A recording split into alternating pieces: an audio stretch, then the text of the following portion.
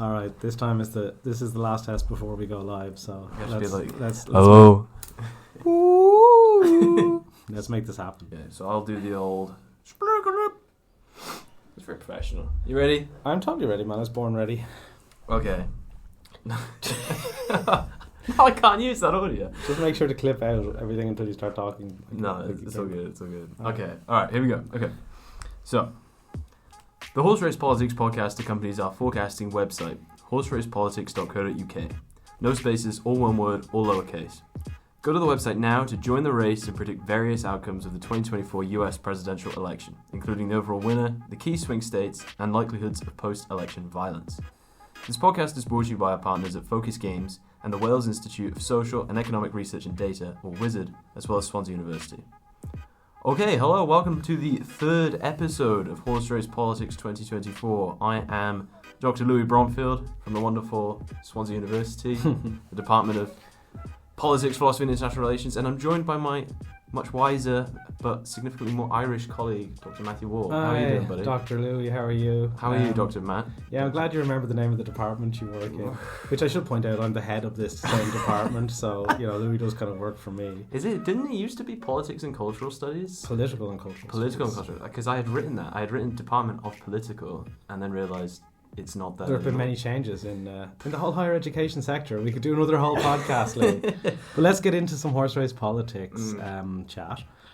So let's start off with a bit of leaderboard, evaluation. Let's see how we're getting on. Yeah, I've recovered. I've significantly recovered.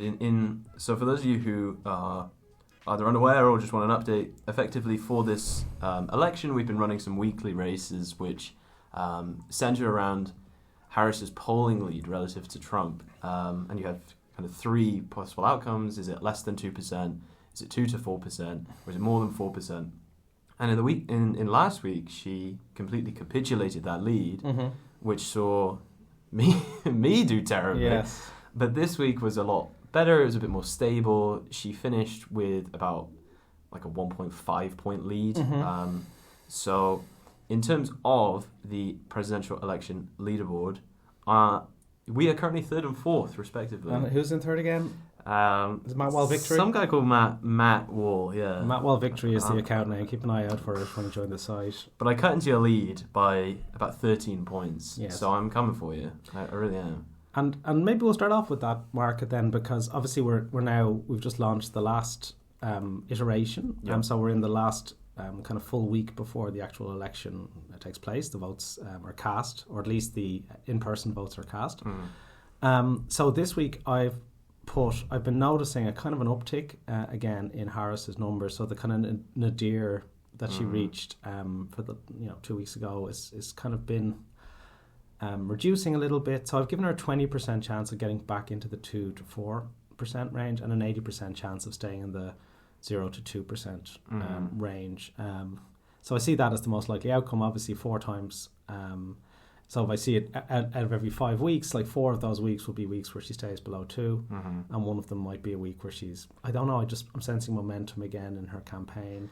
Yeah, obviously a big part of that, there's some substance to the election, which I think we're going to kind of save for our next episode. But just to kind of touch on it so that people are aware, I mean, this episode's been recorded on the 29th of October, and on Sunday, I believe, was Trump's big Madison Square Garden rally, where a lot more unhelpful headlines have come out as a result. We had a comedian make a joke that Puerto Rico was a floating island of garbage, and that's not really the best thing to do, to kind of slag off a massive voting bloc. No. Where I think in like Pennsylvania there's about 300,000 to 400,000 Puerto Ricans, and Florida, a huge Puerto Rican population in Florida. Yeah, Biden's winning margin I think was something about 80,000 votes last time round. So this is a voting bloc that's 5 times bigger than that margin, which is maybe not an ideal strategy. And it was so bad that the Trump campaign itself has said we don't align with this joke, which is... Although I think I'd say the original sin there is to hire Tony Hinchcliffe as a comedian in the first place. The guy is not funny. No. But he does align very well with a certain demographic that I think is going to be a big focus of our chat today about polls. So he speaks very well to this kind of white male demographic, and we're going to talk about how that's opened up as a huge cleavage really now in this election. Yeah, and I mean, as I said, we'll kind of come back to the substance of all that on Friday and the implications of that. But today we're kind of focusing specifically on two main areas. The first of which is kind of, as you said, the more demographic breakdown of partisan support at the moment. And we'll kind of probably focus a bit more on gender than any other. Yes. And how that kind of relates to early voting data that we're seeing as well. But then after we've talked about that, we're going to kind of have a discussion on the two main ways of predicting the election, which are polls against fundamentals. But if you're unaware of what either of those are, we will elucidate. We'll do our best. If you don't know what polls are, you're listening to the wrong podcast, to be honest. So, I mean, you're not wrong. So we'll start by looking at demographics. Yeah. Can you give us, what kind of context can you give us going into this race? Where are the lines being drawn? Okay, so traditionally it can make sense to break down the overall percentage that a given candidate achieves into different socio-demographic variables, because that gives us a sense of the electoral coalition that they're bringing to bear. Now, there are a wide range of these, everything from education, types of occupation, the kind of social category you fall into economically, your age. So age remains a big predictor. But what has been really noticeable as this campaign has kind of starting to reach its conclusion is the extent to which the gender gap is now not just vital nationally in terms of the breakdown, but especially in some of the key swing states. So let me just give you some statistics. So overall in 2016, Donald Trump had an 11-point lead among male voters relative to Hillary Clinton, his defeated opponent. In 2020, that gap had closed to basically sort of polling error, so we couldn't really distinguish any gap. So Biden had kind of dramatically made a recovery among male voters. In 2024, the overall gap, if you kind of just look nationally, so among male voters, Trump is at 52 and Harris is at 46, and it actually just flips around, obviously, when you look at female voters. So that's, a significant, 6-point difference there is very statistically significant. It's not random, it's clearly there. But then if I look at some of the polling numbers from the kind of key swing states, actually the gap there is even wider. So if I was to look at Michigan, so in Michigan, among women, Kamala Harris is 57%. It was polling at 57%. Among men, 40%, a 17-point gap. Huge, yeah. In Wisconsin, it widens out to 19%. In Pennsylvania, it's 14%. In North Carolina, it's 25%. Right, so in this is all Quinnipiac polling that I obviously looked up preparing for this episode, as well as the older figures from Pew Research Center. So you can all go and look at this yourselves. But in North Carolina, you've got 36% of men voting for Harris and 61% of women.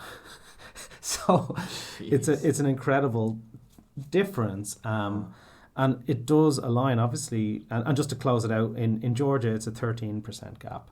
So that the gap is at least double, in some cases 3 or 4 times the amount in the swing states compared to in the national picture, and that probably reflects the kind of campaign emphasis on those swing states, and it aligns a lot. If any of you have been following the campaign strategies of the two rivals. With the Democrats, one of their key kind of lead issues is women's reproductive rights, and so they've been pressing home that advantage really significantly. Okay, and they've also had an array of high-profile female endorsements from probably most famously is Taylor Swift. Beyonce Knowles appeared at a campaign rally in Texas. Michelle Obama recently, I think in Michigan, was also a keynote speaker. They have been trying, I think, to balance this really through the vice presidential pick, Walz, who is kind of giving out very centrist dad vibes, at least in an American context. is basically your typical white guy, owns guns, kind of emphasises that traditional masculine identity. And I think just to close on this, so I had a good chat so I have a kind of a contact in America who's voting Trump. And he was telling me a lot of his reasoning is that he feels this woke culture is kind of very antagonistic to men.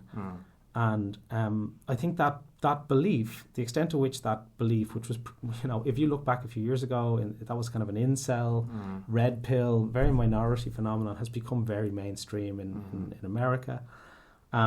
And the Democrats have struggled to kind of counter message on that. I mean, you literally had Obama kind of chiding male voters that, like, you have wives, sisters, and daughters. How can you look them in the eye?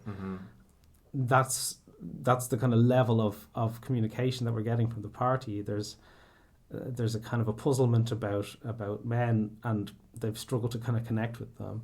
Whereas if you look at going back to Tony Hinchcliffe, Joe Rogan, which was a massive campaign moment when Donald Trump did a 3-hour interview. I still haven't brought myself to listen to it yet.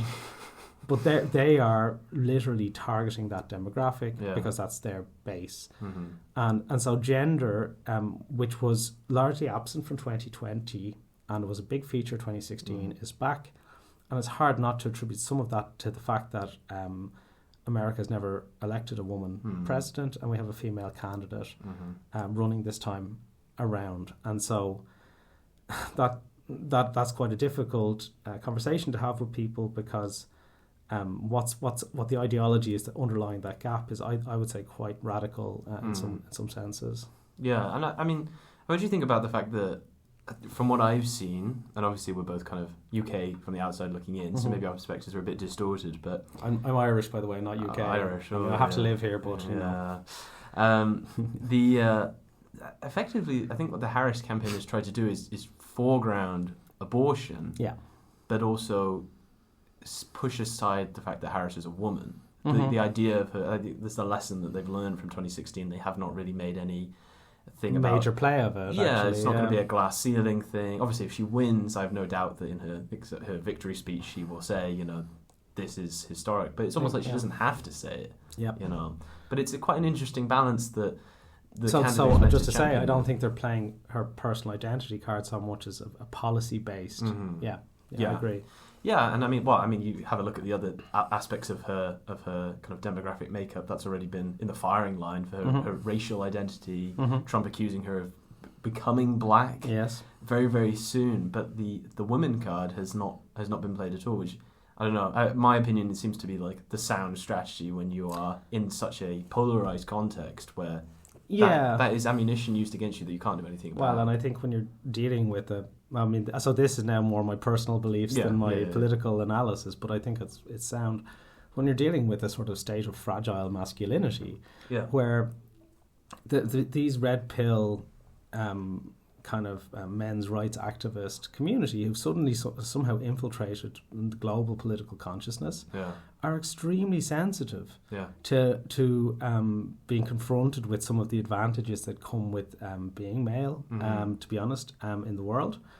So, if you want to understand these people, you have to look at people like Jordan Peterson, like Joe Rogan, people who talk in this space, and ultimately a lot of that, if you look back to that, the incel community and some of their message boards, and we're talking about people who've been so radicalized that they've actually gone out and killed women, like that's happened. Suddenly, somehow that's become just part of the mainstream. And so I think the fact that she's a woman is provocation enough. But it's also message enough for the other women. And as I say, I don't think it would matter if she was a woman, but she was looking for more restrictive abortion and reproductive regimes. So the fact that her message aligns with her gender, I think in this case, means that she doesn't have to push the gender part more than the message part. So looking at the early voter data, according to NBC News, we've had about 48 million early votes cast already. We've seen some drama around that. I don't know if you've seen some ballot boxes in the US would have been set on fire. That bodes well for the election night. At the time of recording, the perpetrator has not been caught. Just to flag that one. But one of the things that I wanted to kind of throw to you is that, according to NBC News, of those 48 million early votes, 53% are women, 45% are men.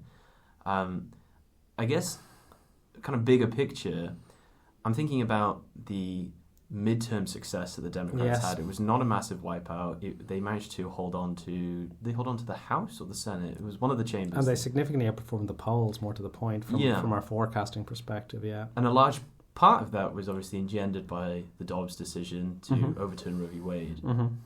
Do you think that still has that same lingering capital 2 years later? Is it enough to be getting these people out to vote, or is it just, partisan loyalties now? I'm just going to go and vote. Also, I'm angry about the Dobbs decision. And I think it's certainly a substantive change in the way in which women's reproductive health is regulated in the United States of America.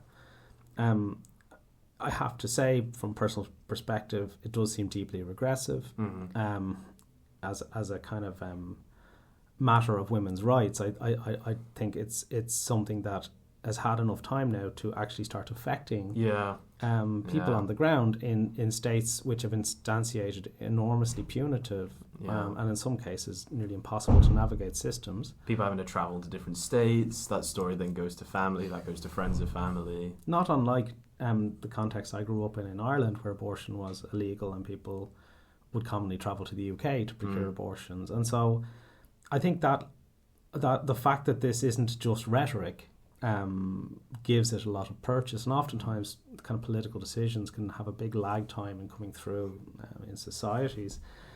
And I think that's been that certainly it's an issue not just that is mobilizing people, I would say, or motivating votes, but it's an issue where the Harris campaign is one of the few issues where they really do have a message to sell that is much more popular than the Trump message. So if you look kind of at the aggregate level, this is a kind of a 60-40 type issue for the Democratic Party. So for all of those reasons, it's to the forefront, and you'd be struggling to follow the campaign if you didn't have a sense of the extent of this gender dynamic now. Yeah, and I think the Trump message has been quite muddled. It's not been as clear cut as the Democrat message, which is we need some kind of federal codification of abortion rights. The Trump message is we want to. The reason for overturning Roe v. Wade is to return it to the states. It's to allow for a greater deal of variety in policy making on this. But he is obviously so very clearly anti-abortion, but the message has never been Trump wants a federal ban. Abortion, no. We want this certain time frame. It's no. We're just going to pass it on to the states. I think Trump's messaging isn't really policy. Yeah. I think actually it's much more identity based. To kind of go back to Harris they both have aligned identities gender wise with like men versus women, and Trump really doesn't bother with policy details. He just tries to embody a kind of an aspirational masculinity. Yeah. Now, what kind of a lad you are, if you want to grow up and be like Donald Trump, I don't know. I really don't know. And this is where it can be quite difficult for someone like me who's, we make this podcast and our friends and family talk to us about these things. And they say, well, why do men want to vote for Trump? And I can't think of a worse example of a man than Donald Trump. So I don't want to be like Trump. And for me, he doesn't embody an aspirational masculinity. But for many people, he does. Yeah. He's very well off. He has marries a succession of young women who are very beautiful. He's very powerful. He was the president. He does whatever he wants. Yeah. He's quite good at golf. These are a kind of like if you look at his Arnold Palmer comments, I mean, he's speaking directly to that sort of sense of what a man represents, and apparently that is literally measured in terms of penis size. And that's the intellectual level he's operating at, but at the emotional level, that's resonating. Yeah, and I obviously this is kind of transcended through all of his campaigns. He's had 2 campaigns against women. The campaign against Biden was about, look how much younger and sexier and fitter I am. Was he talking about kind kind of sunbathing on the beach a couple of months ago, and he was talking, I have a beautiful body. Yes, He's never seen such he's a very beautiful proud body. of his body. Yeah, It's a strange one, isn't it? Because we see a lot of research around kind of like descriptive representation and the idea of kind of seeing someone who looks like you. But Trump is a very like unique individual physically to look at, right? I don't really know anyone who looks like Trump. No, it's just the man. And again, like, this. what kind of man wants to look like Trump, right? But yeah, no, it is. There is a sort of, especially I think his reality TV background in The Apprentice. If you look at the way he was framed in that television program, it was all framed around him being kind of powerful and in some sense nearly beautiful, right? Aspirational.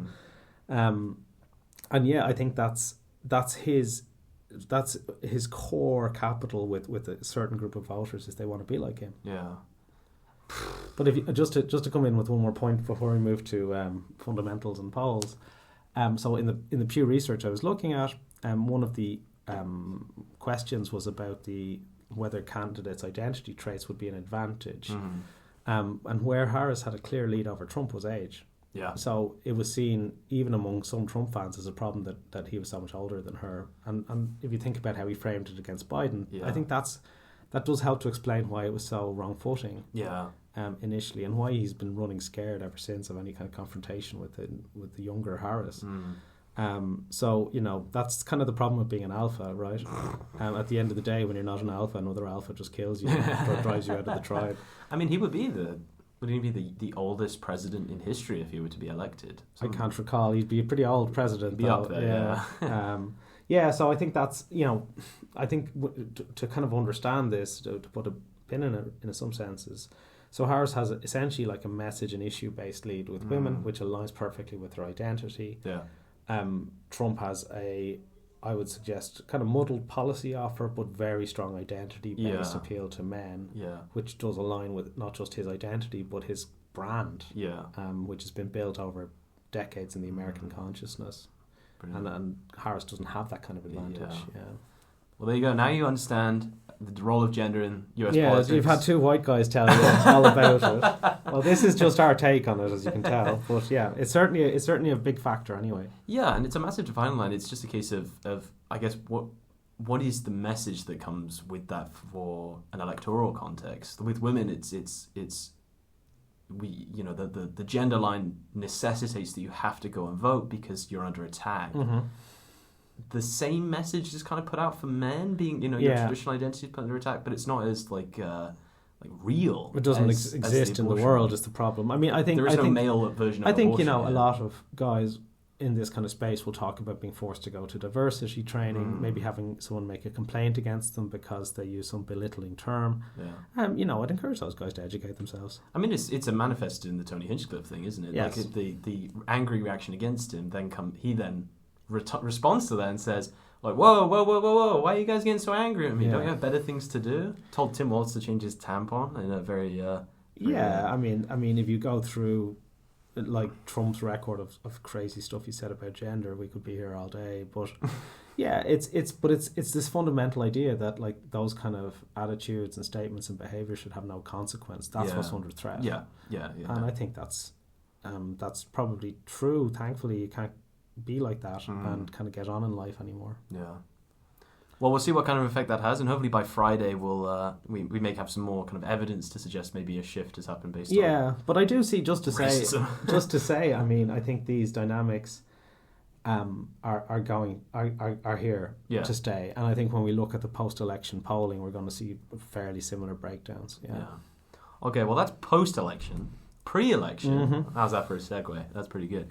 The other thing that we want to talk about is so we kind of hit quite a lot in our general discussions, but also on this show. We've talked a lot about what do the polls say, what do the models say, and polls do not represent the totality of election forecasting. I think for most people it's very much, I hear a new poll says this candidate has a lead by X amount, and some people take it on face value, some people just ignore it. I think J.D. Vance is probably the most recent example of a mainstream political candidate basically saying, "I don't care about polls." I think it's actually kind of a saying that, like, certainly in Irish politics, and I think in UK, the only poll that matters is the election day. The election. Yeah. It's like in football. There's only one stat that matters, and it's the scoreline at the end. Yeah. It doesn't matter how much possession you have. But I think it's worth kind of touching on the main, I'd say the main alternative. Well, I was just going to come back and say possession does matter. So like you look at like Pep Guardiola teams, they tend to, like, and I think it's a good way to think about the difference between the fundamentals and the poles, actually. But so why don't you tell us what the fundamentals are relative to polling, because I think it's very important, because I think everyone understands what polls are, but how the fundamentals differ. Yeah, okay. So the fundamentals are a set of structural factors that enable us to make longer term forecasts of election results, and B, see some of the underlying dynamics that might help explain why the polls evolve as they do over the course of the campaign. So the key fundamental kind of agreed on by all scholars who do this kind of modelling is to do with economic performance. Now, there are substantial disagreements about how to measure that in a way that best allows you to predict the vote.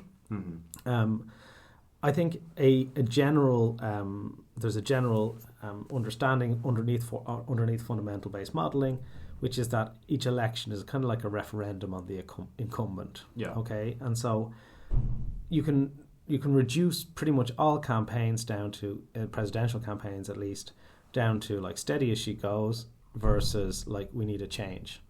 Okay, now steady as she goes favours the incumbent, and steady as she goes is a lot easier to get across when you have fundamentally low unemployment, high economic growth that's not swallowed by inflation. Okay, so these are kind of basic concepts in economics, hopefully, that people are somewhat familiar with. So economic growth is generally measured in terms of gross domestic product, which is the way that economists kind of capture the overall amount of stuff being produced in the economy. Okay, so I'm sure my economist colleagues will laugh at my attempt to define GDP. You can come study economics at Swansea University. Yeah, they got proven wrong. So there's kind of two ways I think that I've been quite interested in, and I've kind of done my own research on. Not that research was very groundbreaking. So the first one is like the whether or not an economy is in recession. Okay, so recession is 2 consecutive quarters, I believe, of negative growth. And when the incumbent is managing a recessionary economy, that dramatically reduces their chances of winning. This is not the case in the current regime. So US growth is currently around 3%, depending on, there's little differences in the way it's counted, but that's healthy. That's seen as a kind of a sustainable level of economic growth. And is that growth to such an extent that people will really be feeling it? Well, and so that's where I get into the Alan Lichtman inspired. So he basically says, well, there's two ways of looking at economic performance as it weighs into his Keyes system. So one is recession, no recession. Okay. So they've cleared that bar. Yeah. Now the second is more complicated. It's whether over the tenure of the president of the incumbent, their average inflation adjusted economic growth numbers are above the previous 2 terms. Okay. So in this sense, Biden, who is, if you like, the proxy incumbent for Harris, has actually done very well. So his inflation adjusted economic growth average is 3.1% over his whole term, and it's been trending upwards. And so the most recent figures were above expectation. So he's comfortably ahead of Donald Trump, who oversaw a 2.2% average with enormous fluctuations around COVID towards the end of his term, and Barack Obama, who also had a 2.2% average on this metric. So this is why I keep talking about why I think Harris owns the economy, because in these kind of structural senses she does. And then why are the fundamentals different from polls? Because the idea of fundamentals-based analysis is that polls basically show the gradual uptake in political understanding of the public as the campaign reaches its climax. So basically, these citizens, many of whom just can't be bothered to follow politics at all, are sort of confronted over and over again with the state of the economy as a key talking point. And the idea there is that ultimately this structural advantage in a normal campaign should crystallize into a victory. And whether that's happening or not is where the polls can come in, and you wouldn't necessarily feel that that's coming through in some of the polling numbers, and even some of the polls more to the point about the extent to which respondents feel that Harris or Trump is better at managing the economy don't really reflect. She's struggling to kind of harness that incumbency advantage, which is what has opened up a pretty interesting kind of gap.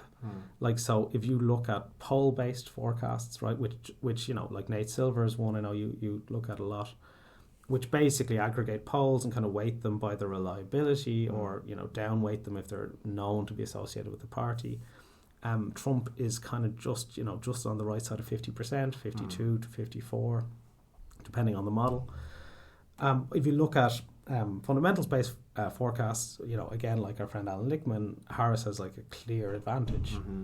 And so this kind of gap between the fundamentals and the polls means that we're kind of in a showdown for different types of forecasting, I'd say. Yeah, I was going to kind of put that one to you. Is we reference 538 a lot. It's just a nice kind of aggregator if you just want to focus more on kind of the objective side of things. Their forecasting model incorporates both polls and the fundamentals, but to varying strengths. So 97% of their model is derived from polls, and that puts Democrats at about a 1.7 point lead, which is nice for Dems, but it kind of 2%, I think, is kind of considered the magic number where you don't really have to worry about the Electoral College coming in and kicking your ass. But the fundamentals only model, which only accounts for about 3% of their prediction, puts Democrats at +3. Obviously, the margin of error is a lot larger, but this is a sizable lead that basically equates to a landslide in Electoral College terms. So, which camp are you leaning more to? You espouse Lichtman. I'm a fundamentals guy. Yeah.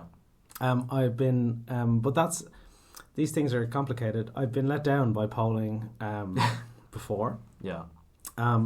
So, for example, I recall literally using the 538 website, the old website before they went to ABC News, in a presentation in the run of 2016. Yeah. And that gave Trump a 25% chance of victory, which was wrong.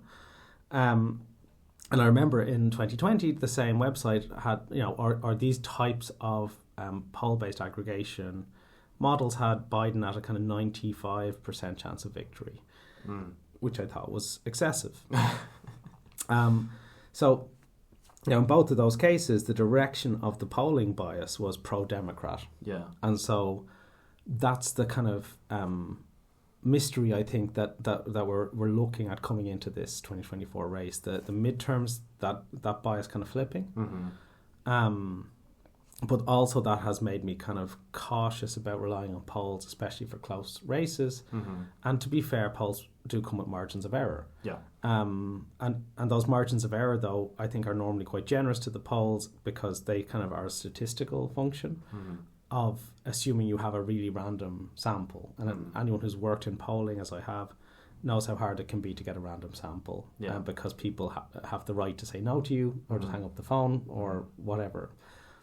So the sampling and the error means that I don't trust polls as much as I trust the fundamentals. Yeah. Because I think if you look over time, fundamental based modelling tends to have a better track record. Yeah. And there's for those of you who really want to geek out on this, there's a really good research article by Gelman and King, so Gary King at Harvard. And the title of the article is like, why are elections so predictable when polls are so variable? So it's asking like, why is it that the fundamentals model kind of works when polls are all over the place? Another academic source, if you like, is Lysian and Erickson's work, The Timeline of Presidential Campaigns. So polls, as a general rule, become more predictive as they approach the election date. But they often produce election-specific errors. So that's my work with Jack Tudor, recently published in the Journal of Elections, Public Opinion and Parties, for those of you who care to read it. That poll-based error really is concentrated election by election. So some elections are broadly well predicted and some are terribly predicted. Yeah. If this is a well-predicted election, it's a toss-up. Yeah. If this is a badly predicted election, well, we don't know. Yeah. but because the bias could break either way. Could go either way, yeah. So I think that's one of the things that I noticed when I was kind of scraping through 538's polls, because they have their model is obviously aggregating poll after poll after poll. Mm-hmm. Most of them typically have around, I don't know, maybe about 1,000 to maybe like 3,000 people. Mm-hmm. And this ranges from just adults to registered voters to likely voters. Yeah. And they're all from different polling companies. They're all from different polling companies. And to be companies. fair, just to say, because I know where you're going, but just to say to Silver, to be fair, like what they try and do Well, is... it's not Silver anymore. It's Elliot Morris. Yeah, to 538, you're right. They weight the polls by their track record. Yeah. So there is that Mm-hmm. to kind of regulate a little bit polling quality in their model. Yeah. So, effectively, I guess the first question I was going to ask is, it's very specific to the election, I know, and the context, but how much more are you trusting a poll that has 50,000 people in it compared to 3,000 people?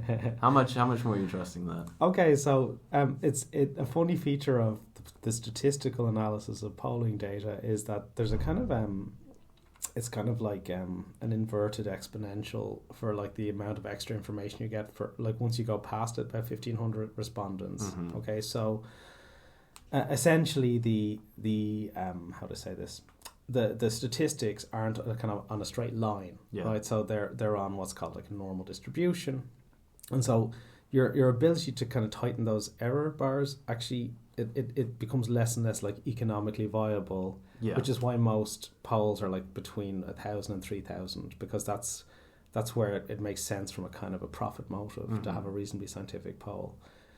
So with all of that said, these kind of mega polls do have a smaller error margin, and I think the poll you're referencing as YouGov is a really good polling agency, a very reputable, high-level polling agency. Mm-hmm. So I put those two things together and say I have a fairly significant amount of faith in that poll, not just based on the numbers, based on knowing that they're doing their best to achieve a representative sample. Yeah, and just so that everyone's on the same page, when we're talking about kind of like error margins, we're talking about the fact that you are polling an estimate, right? Yeah, so you see like plus or minus usually 3% would be the kind of polling error that we typically would see with that kind of 1,500 to 3,000 range. And that's inferring to the reader that, okay, this poll might say 50-50, but it could be anything between 47 to 53. Got it. And just to say that actually comes from something that appears to just be true in the universe, which is that if you take a random draw from a larger population,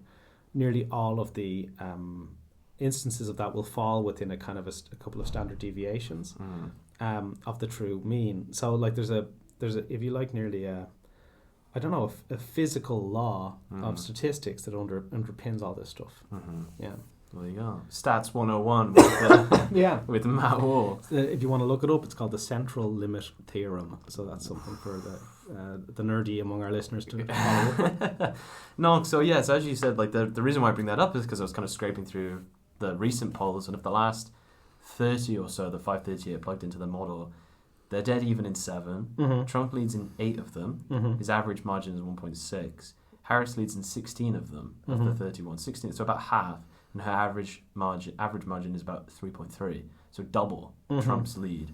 So it kind of just, I know it's only the last 30, but it does provide a nice kind of contrast with the state of. But just to say as well, you would not expect that distribution statistically. Yeah. So this is where I think A, the kind of samples that are being drawn, but B, to be honest, the funding, the political integrity of the polling integrity of a lot of these organizations to me is pretty close to zero. Because really they should be to the extent that they're doing it right, kind of clustering around a mean, rather than this what's called a bimodal distribution, which infers that there's something wrong. Yeah, with the polls, not with the country. Yeah. Well, we can take that one up with 538. Yeah, well, it's not 538's fault in some sense. This is true.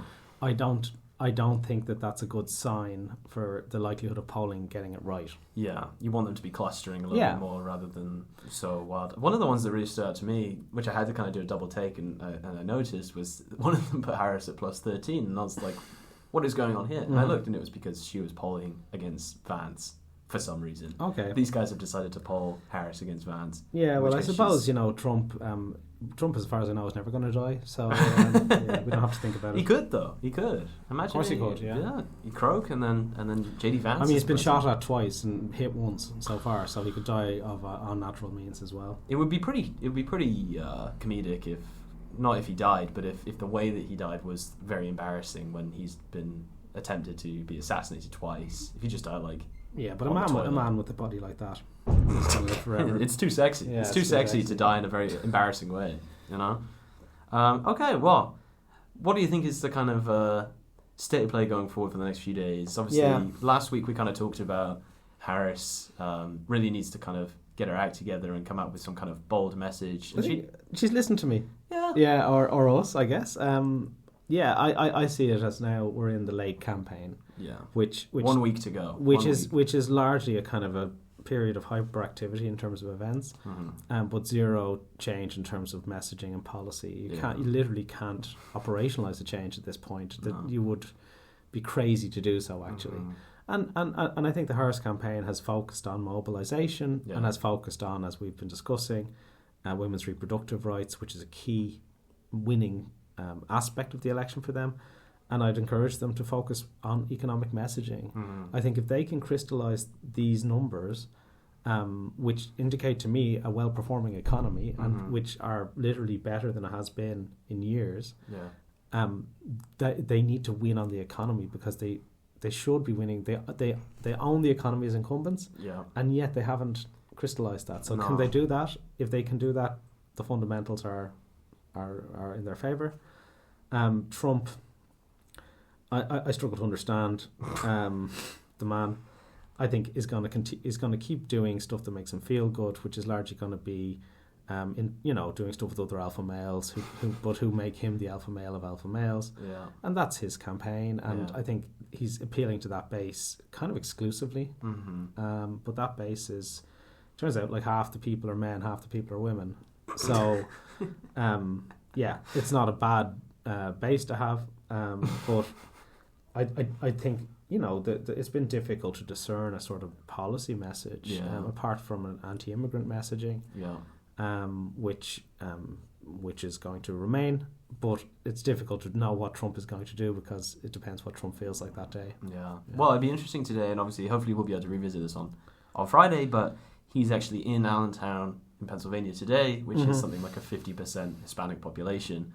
So after the Madison Square Garden rally, it'd be very interesting to see what kind of message he comes out with then, if he actually talks about it at all. But hopefully that'll be something that we can cover in a lot more detail, kind of getting into the nitty-gritty of what's But I don't think he's going to talk about race. I think he's going to talk about how great he is. How amazing he is, we'll continue to appeal, even among the Hispanic demographic, especially to men.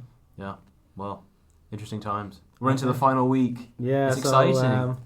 So the horse race is nearing its apogee. So get on the website, I'd say, and see if you can take on Matt Wall Victory and my slightly less perspicacious friend Louis Bromfield. At the moment, the average for the horse race of election winner puts Trump at about 39%. So Harris is about 61% chance of winning. But we only have a week left to go. It's exciting. It really is. Well, and I should just say, if you think that's the real numbers, you should be betting on Harris because her odds have her at about 35% likelihood, so you can get quite good odds on her winning. I have undertaken that kind of operation myself, and we'll see on the 5th. But for now, I don't see much changing in the next few days. But with America, with Donald Trump, it's impossible to say. So join us next time. Thank you, everybody, for listening. If you want to participate in our forecasting tournament, head to horseracepolitics.co.uk. That's all one word, no spaces, all lowercase, horseracepolitics.co.uk. We've got a lot of different races about who's going to win each key swing state, whether it be post-election violence, will both candidates accept the result. A lot of different ways that you can kind of tackle predicting the election, and there are leaderboards, so you can brag to people. You can brag to your friends. I will be bragging to Matt Wall that I know US politics better than he does in a week's time. This podcast brought to you thankfully by Focus Games and our partners at Focus Games and the Wales Institute of Social and Economic Research and Data, or WIZARD, and Swansea University. Thank you, everybody, for listening. We'll see you soon.